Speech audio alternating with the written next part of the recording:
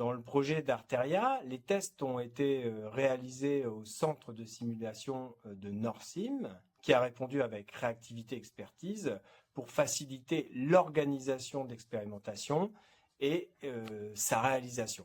Les équipes de simulation, les cliniciens, notamment pour réaliser les échodoppler, les ingénieurs du CHU de Caen, ingénieurs biomèdes, ingénieurs recherche clinique et bien entendu les ingénieurs d'Arteria ont travaillé de façon étroite et coordonnée pour mettre en place le projet.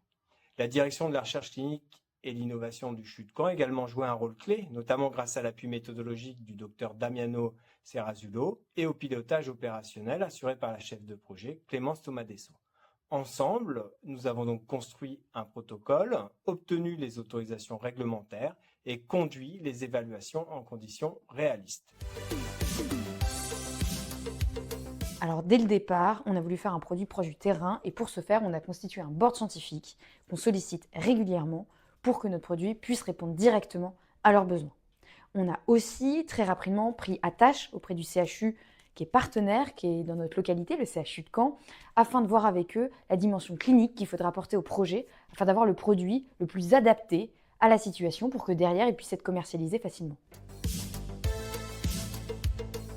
Leur solution est innovante puisqu'elle est destinée à faciliter la réalisation des gaz du sang par les professionnels de santé. Donc le CHU de Caen dispose ainsi des conditions nécessaires pour évaluer rapidement cette technologie émergente et on a donc pu mener une étude chez des volontaires sains en comparant ses performances à celles du gold standard, c'est-à-dire ici l'échodoppler.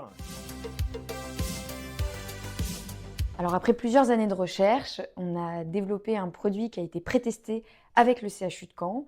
On a obtenu notre norme ISO. On va faire des tests d'ajustement clinique pour pouvoir commercialiser notre produit d'ici le milieu de l'année prochaine. Montrant sa capacité à tester précocement et rapidement des technologies prometteuses, à en objectiver en fait la valeur et accompagner leur développement, tout ça en mobilisant rapidement les ressources nécessaires. La récente labellisation du CHU de Caen et de ses partenaires locaux en tiers-lieu d'expérimentation en santé numérique, dans le cadre de France 2030, illustre très bien cette dynamique.